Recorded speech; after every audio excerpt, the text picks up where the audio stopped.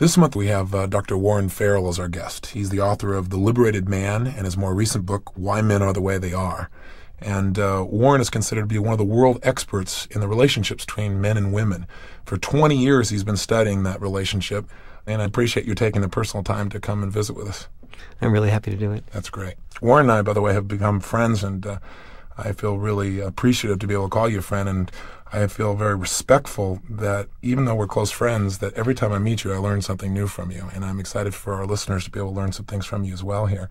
But I want people to know that your book, Why Men Are the Way They Are, not only being a national bestseller, but it was incredibly provocative in that it really stirred people up. It was quite different than the perspective you've offered in Liberated Man, and one of the things that I respect about you is your continuous growth. As long as I've known you, you're always making new distinctions. You started out, I think, as a person who was basically presenting almost purely a woman's viewpoint of the man-woman relationship. With Why Men Are the Way They Are, it's kind of the man's perspective, and I think maybe part of your expertise has come because you've been at both ends and you really have an understanding of both those areas. I'm kind of gushy about you because you're my buddy, but I want people listening to know this is not just my view of you in terms of your expertise. After 20 years of working with men and women and writing this book, you've gotten incredible acclaim. On the cover of Warren's book, Why Men Are the Way They Are, quotes say things like, the most important book ever written about love, sex, and intimacy. That's the New York Post. My good buddy Ken Blanchard said, the best book I've read on male-female relationships, superb and brilliant. Dr. Carol Castle, author of Swept Away, says, witty, provocative, and probing. I guarantee this book will leave you with a different understanding of men and women. Simply terrific. And maybe one more example, the most important book ever written for women, the most important book ever written for men, Dr. John Mooney, professor of Johns Hopkins University School of Medicine. You've stirred people up with this, and what we should start with is giving people a little bit of background on what were some of the personal reasons that made you want to study the relationship of men and women originally, and then let's talk a little bit about what some of your insights are. So what did start you? I can remember my mother cycling in and out of depression, and I can remember her coming out of depression when she just took a simple clerical job, and she had other adults to communicate with, and she had some money so that she didn't have to go to my father like a welfare recipient asking my father for a dole so she could control her own life. And I can remember being touched by that and feeling like there's no reason in the world why a woman should have to be, in a sense, going to her husband and asking for permission when she's an adult human being. Right. And then I started to see that she was, how much a state of mind feeling powerful is. Here my mother was going to work, a relatively simple job, and feeling more powerful than she was when she felt imprisoned with kids at home, and she only had 2 children. And so I was really feeling like there's something missing here. And when the women's movement surfaced, and women's movement was saying, in essence, women can control their own life. They don't have to be at home only. That's fine if they want to be, but it's not an obligation.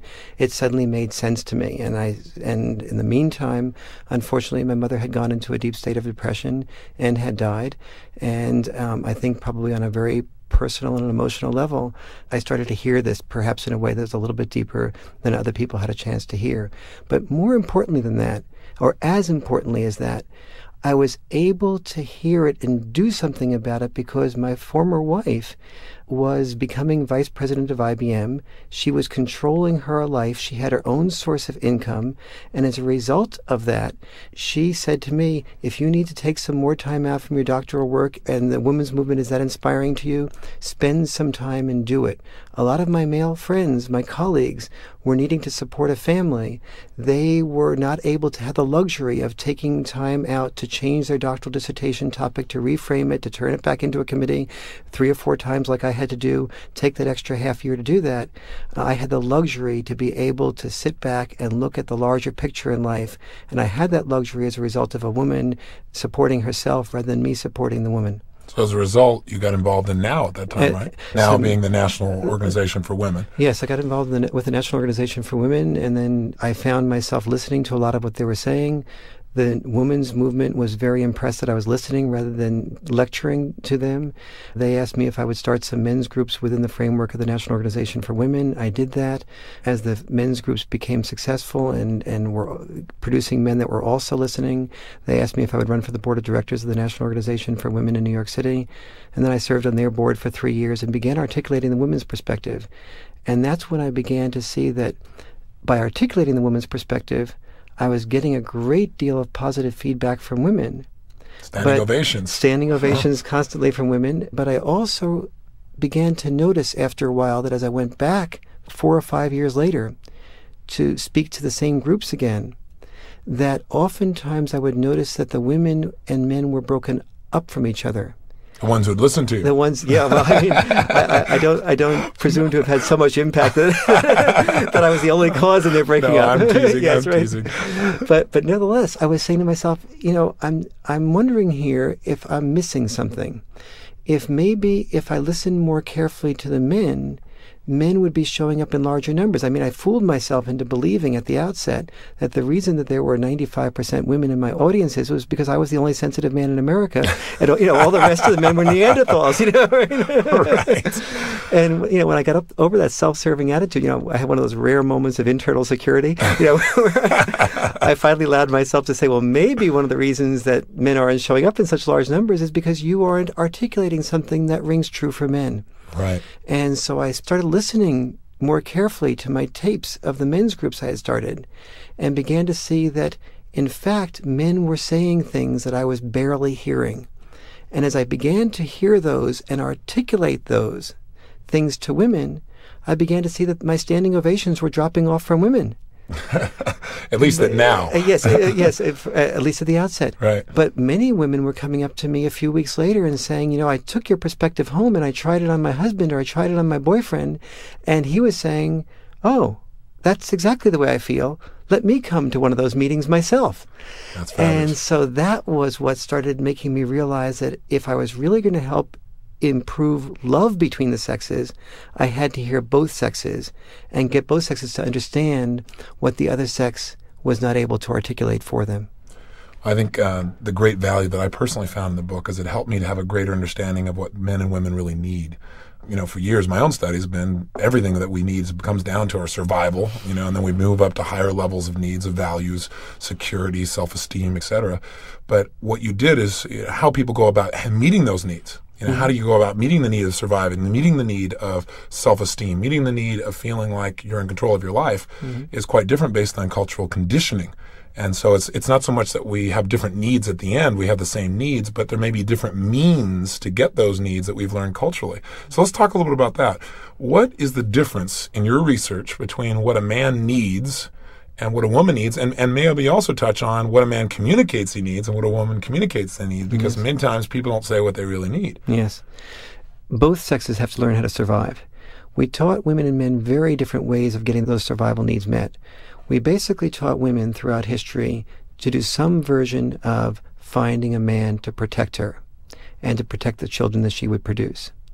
We taught men, in order to get survival needs met, you learn how to produce them for yourself, but once you've learned how to produce them for yourself, you are going to be deprived of some things, namely love and sex, until you provide not only for your survival needs, but women's as well.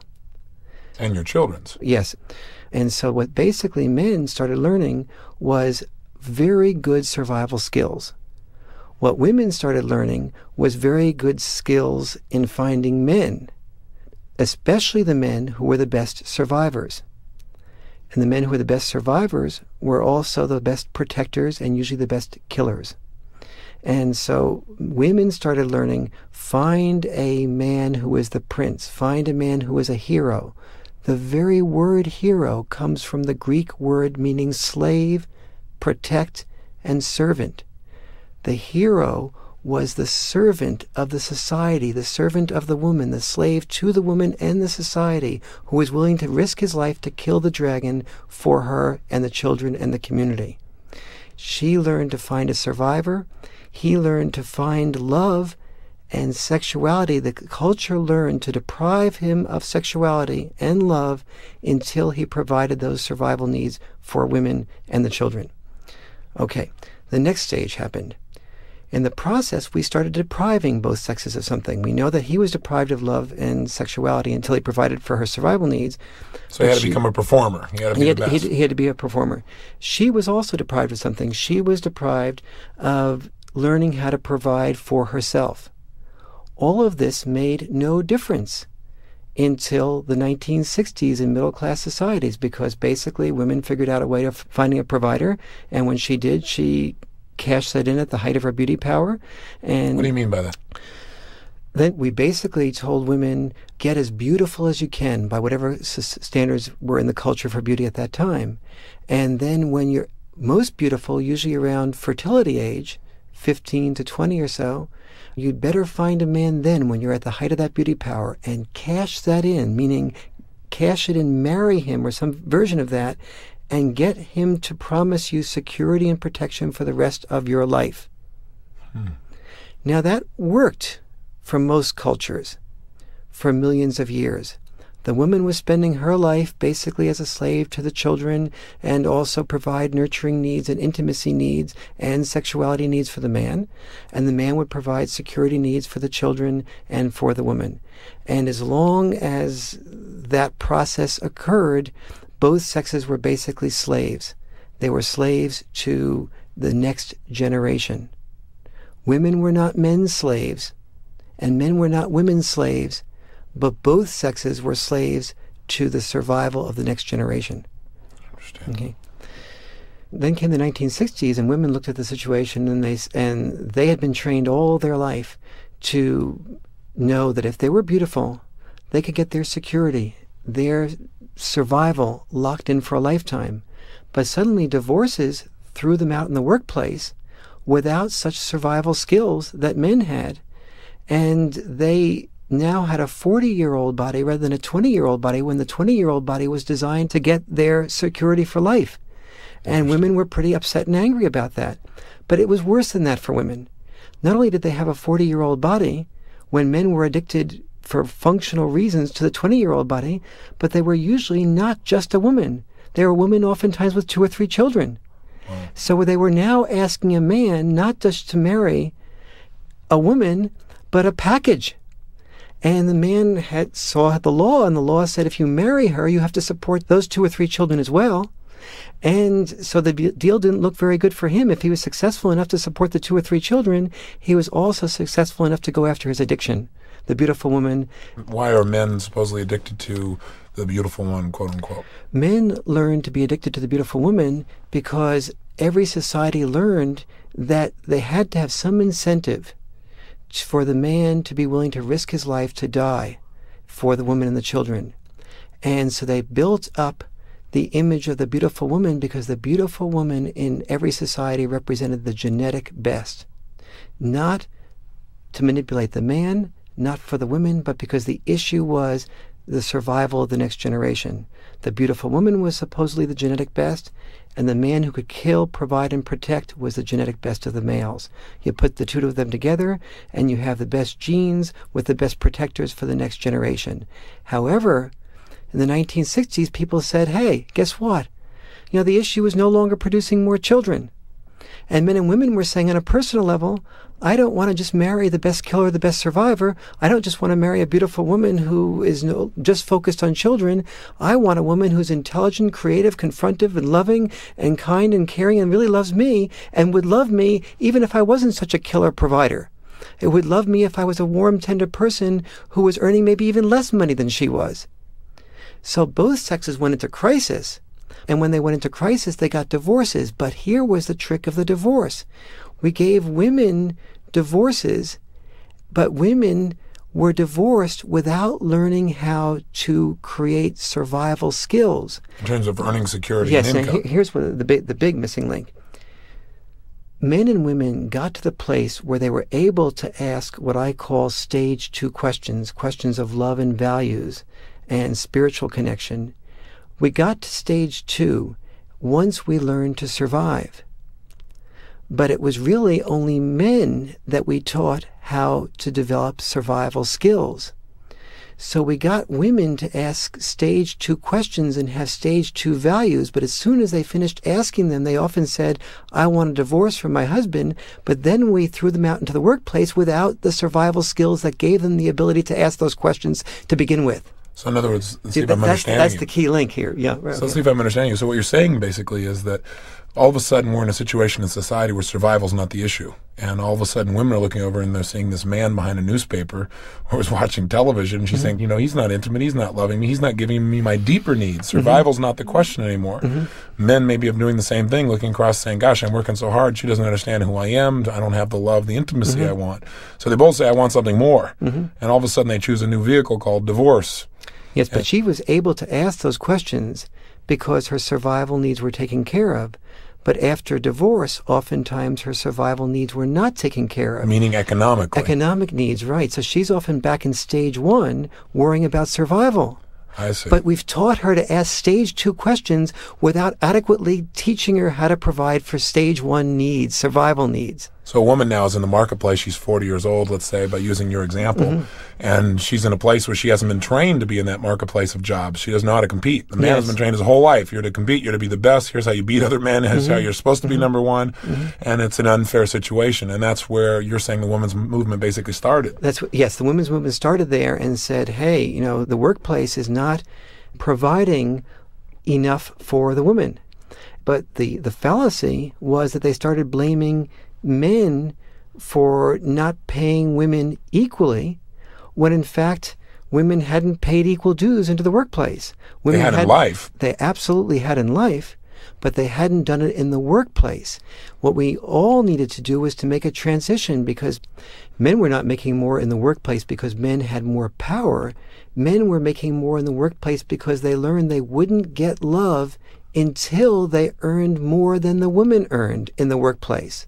I see. The degree to which men earned more in the workplace was an indicator of what the men needed to do to compensate for their powerlessness, to compensate for, in other words, a man couldn't get a woman's love by earning the same as a woman earned in the workplace. Well, give me an example of what you mean by that. Okay, a man who was a secretary and who was earning enough to support himself learned, if I'm a secretary or I'm a receptionist, I'm not going to get a woman's love.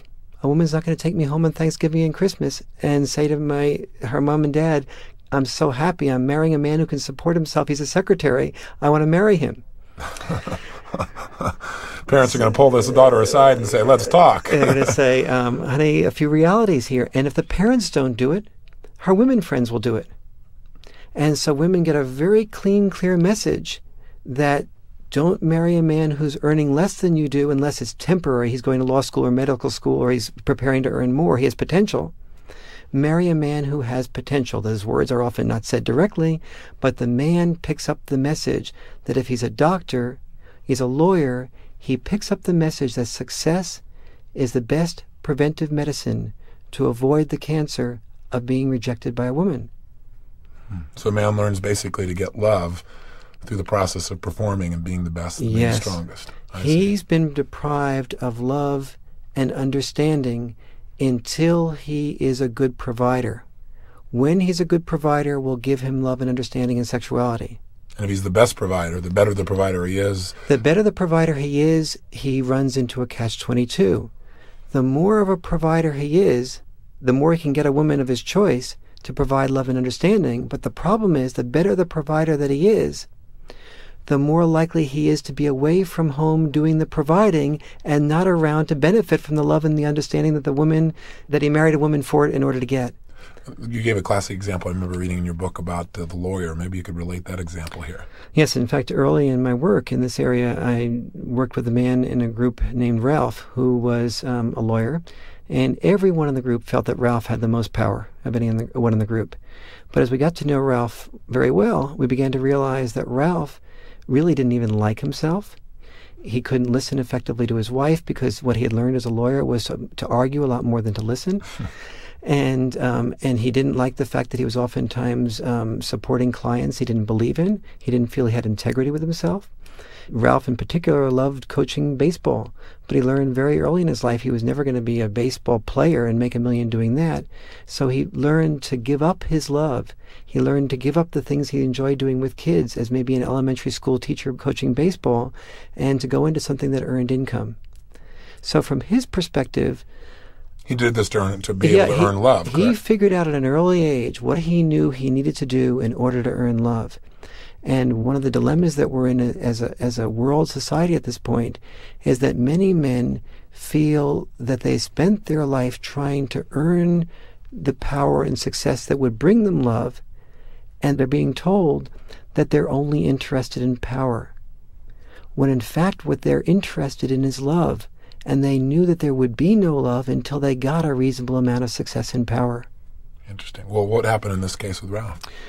When I worked with Ralph and his wife, what became real apparent were that three things were at stake. One was his attitudes toward work had to change. And he said to me, as long as my wife wants this better home, as long as she is, every time we pass a beautiful home on the ocean and a second home, and our friends have a second home on the island, on Long Island, and I keep hearing that message, I'm going to feel that I have to keep producing at a very high level. In order to be loved. In order to be loved, in order to be okay with the family.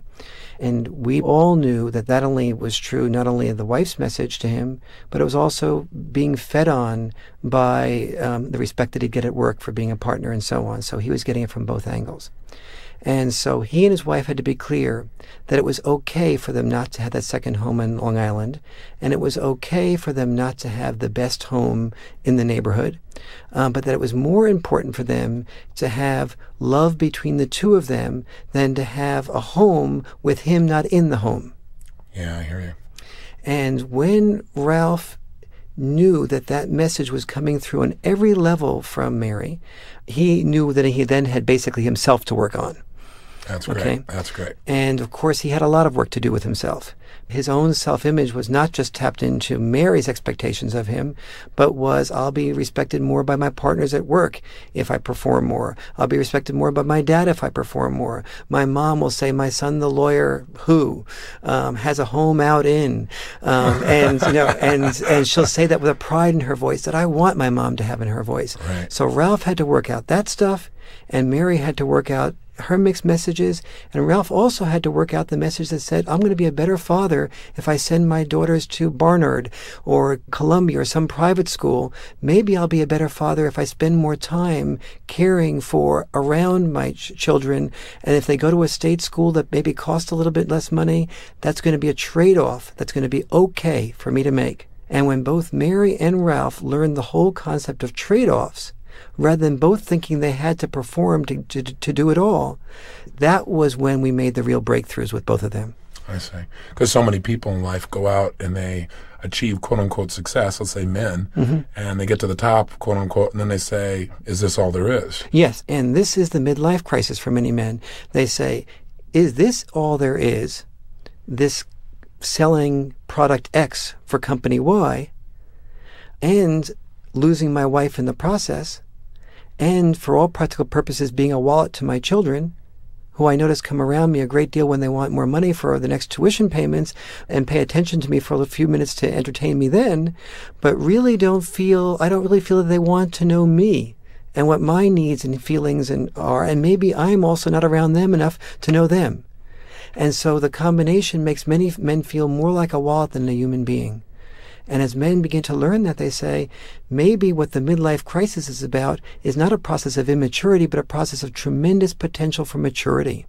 Maybe it's about my reevaluating my values and having the guts to say to my children, I don't want to be a wallet, and the guts to say to my wife, I don't want to be a wallet, but I want to take a career that's more meaningful to me, that's more integrity-based, and if I produce less income doing it, that's what being a man is about. Having the guts enough to say, I want your love, by an integrity-based career that allows me to do what I want to be doing during the day at work, rather than producing money for somebody else to have an integrity-based life. What can a woman learn from this if she believes that this is really what a man's feelings are? When she says that this is what she believes to a man, the first thing that's going to happen for the man is he's going to start watching to see whether her behavior matches what she says. He's going to be as suspicious as a woman will be when a man says, I don't care about beautiful women at all. The woman who hears that is going to start watching what he's watching at the next party. And if he says, oh, beauty doesn't make any difference to me, but she notices him flirting with a beautiful woman, she's not going to believe a word he's saying. The same thing happens for a man who hears a woman say, I want you to run your life based on integrity and love and having more time with me. He's going to notice, is she admiring something that's more expensive? Is she flirting at a party more with a guy who's very successful and less with a guy who is a very caring, loving, listening man, but is not successful? He'll watch her behavior just like she watches his behavior for the cues as to what will bring him her love. What I'm hearing you say, if I'm hearing you correctly, is that men and women have been conditioned throughout their lives for two different things. They both need the same things. They both need security. Mm-hmm. Men have been conditioned, boy, you better perform, you better be the best so you can eventually not only survive, but you can have love. If you do that, you're going to attract a woman. And you're going to attract her because she needs what you can provide in terms of security. A woman's been taught, boy, you better be attractive if you want to attract that man into your life and get him to commit to making you secure. Mm. You're saying the challenges then come basically when people go beyond security and beyond love, and the challenges happen for men when they say, gosh, I've worked all this time to make things happen. I'm making it happen, but I'm not getting love because I'm not there to be there. Yep. And also the skills that I've learned to be successful at work are oftentimes exactly the skills that have made me unsuccessful in intimacy. Like what, for example? For example, a man in any profession learns that if he listens for a couple of seconds, picks up the gist of what someone else is saying, and begins to form in his own mind's eye a flaw that the other person has or a contribution that he can make, he can get a boss's attention and often get a promotion. But he takes that same skill of what I call self-listening home, and his wife presents a problem that she has. He listens for a couple of seconds, picks up the gist of what she's saying, and he finds himself forming in his own mind's eye a contribution or a flaw. And he tells her, well, honey, what you should have done differently is, or what you did wrong was. She doesn't feel heard or loved. She feels lectured to and condescended to. And so she doesn't feel like she wants to bring problems to him anymore. She finds herself bringing problems to her woman friend. And this creates a double dilemma for both sexes. One of the things that we did very differently in the training of the sexes is we told women, get your security by marrying men and take care of your intimacy needs, oftentimes by connections with your children and by connections with women friends and connections with your parents. So women got a lot of their intimacy needs met by people other than men. Men could not get their intimacy needs met by their colleagues at work, because the more successful they were at work, the shorter the window of listening to a man who is a colleague's vulnerabilities at work. If you and I are competing to be vice president of a company, and I come in and I say to you, you know, Tony, I've having a lot of problems with my relationships with my wife. Well, you might listen to me for 5 minutes, but at the end of 5 minutes, if I do this a second and third day in a row, the door is going to be closed to me. Whereas a woman goes to her woman friends and she says, I'm having problems with Tony, or I'm having problems with Warren, and that woman friend's incentive will be to support her, and they'll feel bonded by that common dilemma that they're both having, and they'll talk to each other more often, not less often. So women and men both have enormous intimacy needs, but here is the trick. Women learn to take care of their intimacy needs in a lot of different places: children, women friends, parents, and men. Men put all their eggs of intimacy in the basket of women, which is why when men feel that they've found a woman that they can really open up to and love, they'll marry anywhere on the socioeconomic spectrum to get that love. Women's deprivation is different. Their deprivation is economic security, which is why even if they meet a loving, tender, open, caring man, they don't feel so deprived of intimacy. They feel deprived of the possibility that once they have children, they won't be able to take care of the children and themselves and have intimacy with the children if they also have to take care of economic security needs. Like getting a job. Like getting a job full-time, and particularly a job that will be big enough if it's a job to support themselves, the children. And so they end up falling in love within the framework of men who are more successful. And then they say, gee, what I miss from these men is intimacy. So they fall in love. What you're saying is they're attracted to a man who can provide the security for their family or their future family. And yet, in order for him to be successful, he's not there, and then their intimacy is not being made. Yes. So when a man and a woman meet each other today, what they find is they have two different sets of expectations. The successful woman meets a successful man, and she says to herself, I'm thinking about children in the future, and when I think about children in marriage, I have three basic options. Option one is I'll take care of those children full-time. Option two is I'll be a full-time career woman while we have somebody support the children and be there for the children. Option three is I'll do some combination of both. I'll maybe take off from work for 6 months or longer, full-time, take care of the children full-time, go back part-time, then go back full-time, and then maybe for a second child repeat the cycle. She says, I have three options: work full-time, children full-time, juggle the combination of both. He looks at the world and his successful wife and says, if we have children, I have three different options. Option one, work full-time. Option two, work full-time. And option three, maybe work 2 jobs. Or intensify his commitment to the work that he's doing to provide for the difference between the income she used to make and the income she makes now.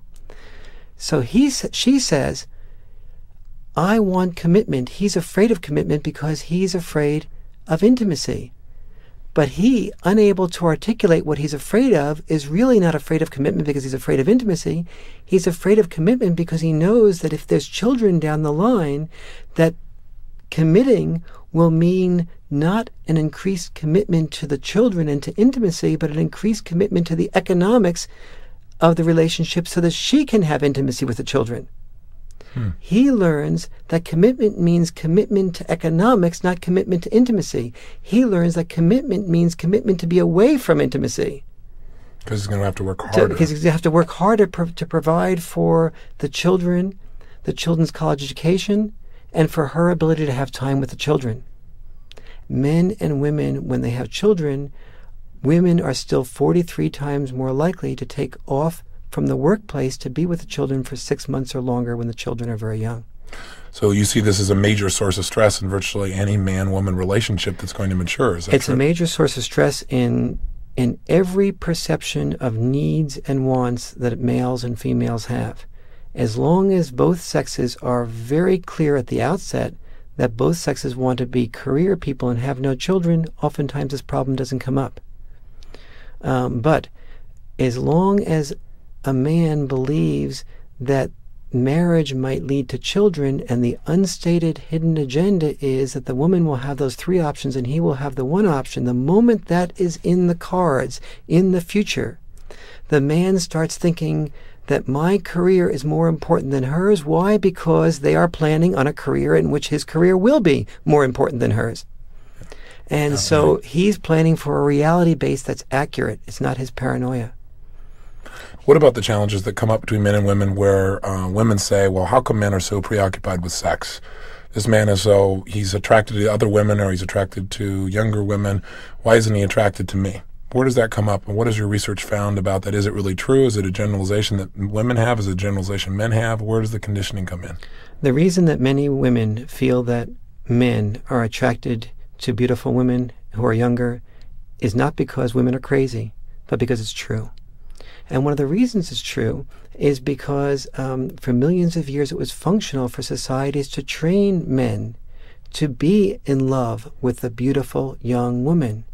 Because when he fell in love with the beautiful young woman, and the more he would do for the beautiful young woman would be the more he would provide for her, the better he would provide for the children and for her. The more he'd be willing to die for her and protect her and the children. Women selected for men who were addicted enough to their youth and beauty to be willing to die for that youth and beauty. Hence, we learned stories throughout mythology that thousands of men would compete to kill the dragon. All the men would die except for one. The one man who lived would get the beautiful princess. The basic metaphor there was find some way of killing off the things that will hurt society, that will damage the potential for the community and for me, the woman, to die. The one man that survives, I will choose him. And we got men addicted to that beautiful woman in order to have the incentive to do that. Now that addiction to the beautiful woman is with us, we are all reinforcing it every day. Go to any school system, and we will find dozens of beautiful cheerleaders, cheering for men to play Smash Face with each other. Smash Face. Why are they willing to do that?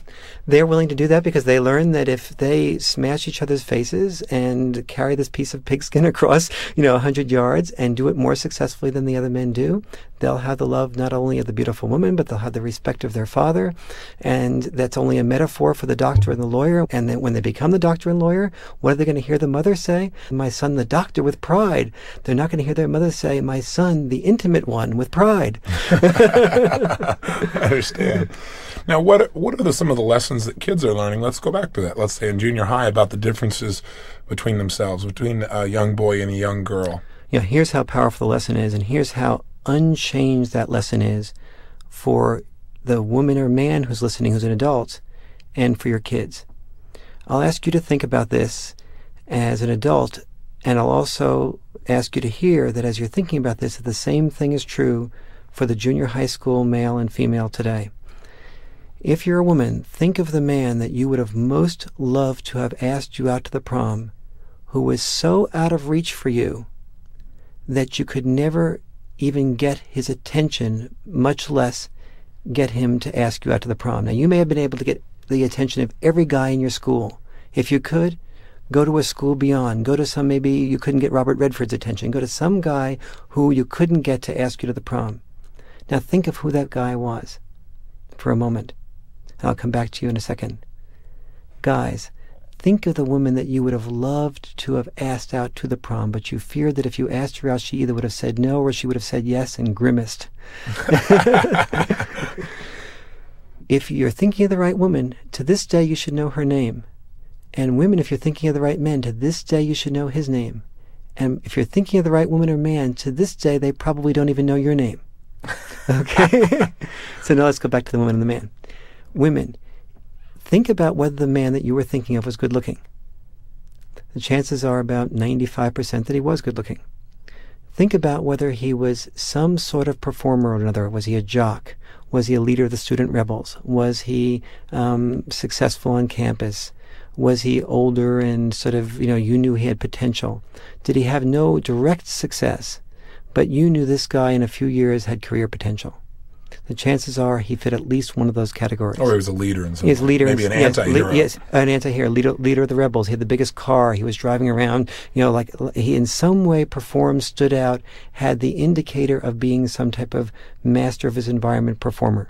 Okay? Men, think of the woman you were most wanted to ask to the prom. The chances are fairly good that she was beautiful, very attractive. But when I ask you the question, think about whether she was a jock, best football player, the chances are, you'll laugh. If I ask you whether she was a student body president, the chances are about 10% that you'll say yes. If I ask you whether you knew that she had career potential, the chances are you'll draw a blank. And you'll say, I just don't know either way whether she had career potential or not. Now, the invisible curriculum that we got and that our kids are still getting is this. The woman learns that if she's beautiful, that she can be a man's first choice. The man learns that if he's only handsome or beautiful, that's a prerequisite to being her first choice, but it isn't enough for being her first choice. The young boy learns that for him to be good looking as she, is not enough to be the woman's first choice. In addition to being good looking, he has to compensate for his powerlessness by being both good looking and also some form of future potential performer or success. He also learns something very different. That if he's going to ask her to the prom, he better damn well not go up to her and say, I'd like to ask you to the prom, Dutch treat. Or she's maybe going to feel hurt and insulted. That he'll be in a better position to ask her to the prom and pay for it and say that he'll pick her up in a limousine. That the more he has to offer, the more his chance of success in asking her to the prom is. So he still learns that he'll have a better chance of asking out the most attractive women in school if he learns to pay for their attention and company. He learns he's not as powerful as the most attractive woman, his first choice, until he compensates for his powerlessness by also offering money in addition to performing. He also learns that he'd like to be sexual with her if he's asking her to the prom, probably. and that he's not going to get to be sexual with her until he risks the rejection to compensate for his powerlessness. From his perspective, he would feel far more powerful if she asked him, and if she risked rejection by kissing him first. And so he would feel far more powerful if she risked the rejection and she asked him out. But that's not going to happen. He knows it's not going to happen, so he knows that he has to compensate for his experience. His view of the world is that he's not as powerful as the woman who's his first choice, even if he's just as good looking as that first choice woman, until he compensates for his powerlessness by performing, by paying, and by pursuing. He has to ask her, take initiatives, risk the rejection, and with AIDS, he has to risk the rejection for a longer period of time. Yeah, I guess so. And so, it's only created for him one more performance barrier to overcome. Now, this creates a lot of the misunderstandings between the sexes. Women say to me, Warren, pursuing, let's just take that for a moment. Why can't a man just let a friendship develop? And if sex happens, it happens. Well, I find that when I do the role reversal workshops that I do with you in Hawaii, Tony, that one of the things that happens is that when women really get into taking the sexual initiatives with men, and they know that nothing will happen unless they take the initiatives, like men often know, that they are saying to me, I just wanted the sex to happen sooner, because she intuitively knew that the longer the period of friendship, the longer the period of potential rejection. So in other words, what you're saying is that a man is trying to initiate the sex to know that he's being accepted or being loved, that he can be intimate. And the longer he waits, the longer he's putting off what may be inevitable pain. That is, that he's not accepted at the deepest level. Yes, and what the man learns is that there's about 150 risks of potential rejection between eye contact and sexual intercourse. That creates a lot of anxiety.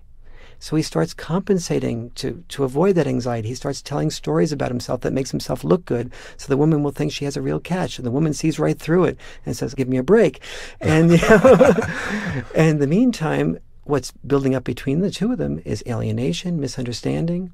But what comes out of the role reversal process is an understanding that whatever sex we ask to take the sexual initiatives is the sex that wants that process of misunderstanding and anxiety to end the fastest, because they're the ones risking the bulk of the rejection.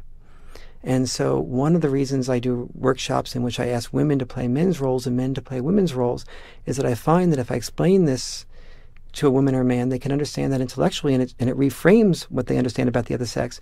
But it's not until the woman emotionally goes through asking a first choice man out and trying to get him to be sexual with her, and him resisting, like I was just talking about, that she finally understands, my goodness, I'm wanting to make this period of time as short as possible. Now I understand why men are so minimally interested in a period of friendship preceding sex. Interesting. So we've talked a lot about what some of the problems are. What are some of the solutions? We said the problems are there's a tremendous difference in what men have been conditioned to do to receive love and what women have been conditioned to do to receive love. Our society is changing radically. What's the solution to making these relationships work more rapidly and more effectively and at a deeper level? One of the solutions is things like working out trade-offs, working out the types of compromises, and maybe saying, here's my value for intimacy, here's my value for time with you, here's my value for success. And to the degree that they're blocking each other, maybe I need to give up a little bit more of one to get more time with the other. But the biggest solution, by I'd say a factor of 5, is merely understanding what the other sex goes through.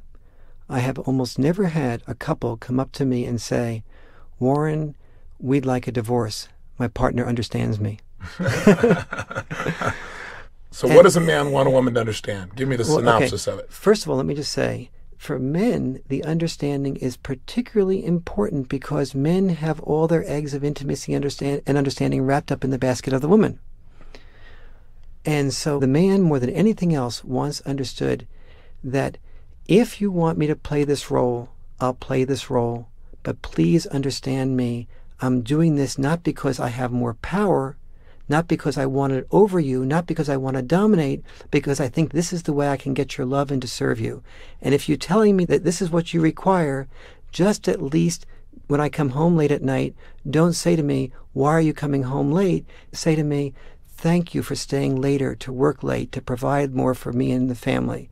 And if I hear that from you, I'm going to feel like coming home sooner. And the portions of me that stay at work later because I feel I'm going to get misunderstanding when I come home is going to be dumped. And I'm going to be coming home as soon as possible to get the understanding that I'm feeling from you when I come home. Also, if you're getting reinforcement at home saying you're going to have more love being there, then you're not going to be looking for that love through your work or the respect of your peers quite as much. Precisely. Here's another major difference between men and women that creates a lot of misunderstandings. Many women say, okay, I'm out working and you're out working, and therefore I want you to share half the housework and half the child care. The man says, that sounds fair, but there's something in me that doesn't feel understood by that comment. What is it? And when he searches, he finds that what it is that he may be producing more income because all his life he's sacrificed the type of career he wanted. He didn't stay as an elementary school teacher. He became an elementary school principal because he knew that he wasn't going to be earning enough income as an elementary school teacher. He sees becoming an administrator as a sacrifice. He wants it appreciated as a sacrifice. If as a result of that he's producing 70% of the income, he wants a wife that says, okay, I know you're producing 70% of the income. I'll do 70% of the work around the house. You do the 30%. And if we want to renegotiate, and I'll produce half the income, not by option, but by obligation, and I'll stick to it for a number of years. If you do half the child care and the housework for a number of years, that's fine. But he doesn't want that anyway. What he wants is her to say, I love you, and I'm intimate with you, and I worship you because you're the principal, in essence. Isn't that true, though? No, he wants to know that he's doing everything he can to do what he feels will make him most loved by her. He wants to know that he's working as hard as he can to do the best he can to provide for himself, for her, for the kids, and to have as much time with the kids as possible. Every man wants time with his kids. Every man wants time with his wife, if he's at all still in love with her. And when he hears from his wife that you are not coming home because you don't want time with me, it only drives him further from home because he knows that he wants that love from her. And also, he's working to get it, and now he's not getting it. Yeah, exactly. So it's like a double negative. Yes. What does a woman want? As we said before, she first wants those survival needs taken care of. But once the survival needs are taken care of, she usually, if we ask her what she wants, she says, I want intimacy, I want communication, I want understanding, I want a sense of humor, I want a sense of fun, I want a sense of adventure. She wants all those things. Oftentimes, she finds those things most missing from the men in her life because, as I was mentioning before, she marries within the framework of the more successful men, and then those men in the process of becoming the successful men that she married oftentimes are most missing those qualities and most off doing other things other than intimacy-based things. So it's a catch-22. Both sexes have their catch-22. Women's catch-22 is marrying within the framework of the more successful men and then missing the very intimacy that she wants. Because he's not there. Because he's not there. Or he's burnt out by the time he gets to her. Men's catch-22 is feeling that they have to be successful in order to get love, and then continuing to be successful in order to get love, but being so far away from both love physically because he's working too many hours and also developing personality characteristics that are inversely related to love. What both sexes need more than any other thing is to understand that the other one just needs appreciation and understanding for the burden on their back. The difference in the last 20 years is that we've done a very good job of articulating women's burden. Men have done a terrible job at articulating their burden, and men cannot expect women to hear what men do not say. And men have to have the courage and the guts to articulate what they feel and think, and have the respect enough for women to articulate that, and know that maybe some women will withdraw from them, but it takes guts to say what men really think and risk the possibility that some women will withdraw from them, but other women will understand. And the women who understand are the ones they need to select for, and they need to provide enough of their own intimacy needs so that they don't feel that they're a house of cards the moment a woman says, I'm not going to understand you. So we live in a society, though, still where this conditioning is continuing, and there's not a lot out there teaching people about how to make the relationship really work. Yes. What do you see as the solution as a society? We're opening up more options for women, but we're not opening up, as of this point, more options for men. So we're saying things to women like, yes, you can have a combat role or join the armed forces. We're not saying to women and men, equality means sharing the obligation to do a combat role. We're saying to women, you can have the option of aborting a child or putting a child up for adoption or having the child yourself.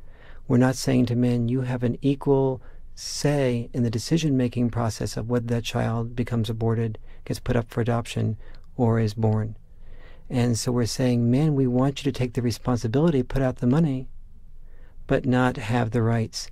And so what we are dealing with in the next 20 or 30 years is dealing with a new concept of equality, where both sexes articulate what they want as rights and understand that for every new right comes a new responsibility. You can't have the right to be involved with children on an intimacy level if you don't take on the responsibility of discipline, of nurturing.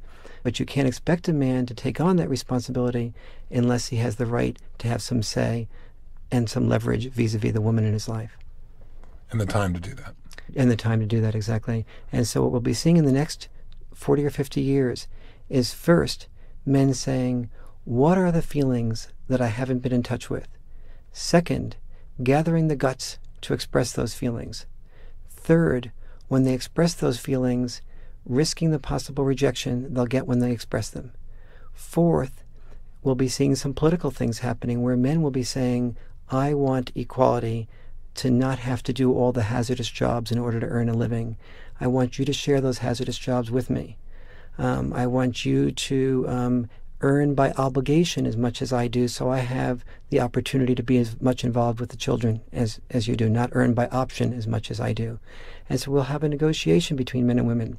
The long-term result of that negotiation will be men and women first understanding each other, and secondly, loving each other a lot more, because men will be around more to love, they'll be more involved with the kids to love, they'll be more involved with women. We'll also have women that will be truly their own person, not women who define earning enough to support themselves as equality, but who know that equality is sharing with her husband the responsibility for supporting the children 20, 30 years down the line. That's what equality is financially. And what equality is for him is to be sharing the housework and childcare, not just helping with the housework and childcare after she takes all the responsibility for figuring out what needs to be done when and assigns it out to him. So it sounds like your vision is that throwing from one end of the pendulum to the other and then finally coming in the middle where we understand each other and where we work very hard to find a way practically to support each other's needs. Yes, I will be supporting men to the degree of articulating their feelings and their needs and having the guts to articulate that to women. I will not be supporting men in blaming women and creating a reverse, instead of male bashing, female bashing.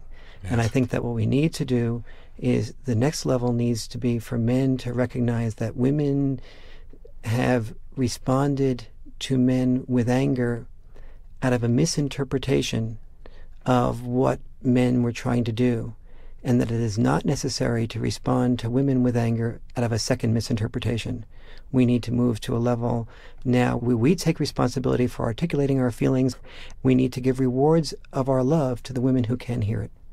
So it sounds like is what your goal in your life really is to change people's perception of what men really need and also what women really need, and to help people have a clear understanding of the reality rather than distorted conditioning that we've had in society. Change their perceptions of what they need, and also change the whole concept of what power is.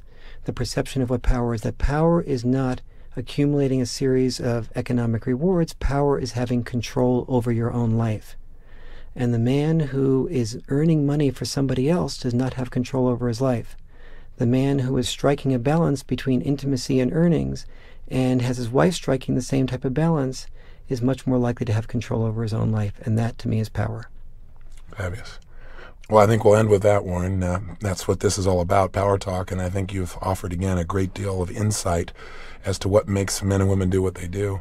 I would encourage those listening to pick up the book, because we've attempted to condense 20 years of research and articulate it in a short period of time. But I think the way you lay it out in your book allows people to take it in. Plus, you show the cultural conditioning and where it comes from, the advertising step by step. And I think it provides a great deal of input as to how we can better raise our kids so they have greater choices than those of us who have been conditioned for 30, 40, 50, 60 years. So again, I thank you for your time. I look forward to your next book. Thank you, Tony. Thank you very much. It was really much. a pleasure doing this with you. Thanks a lot.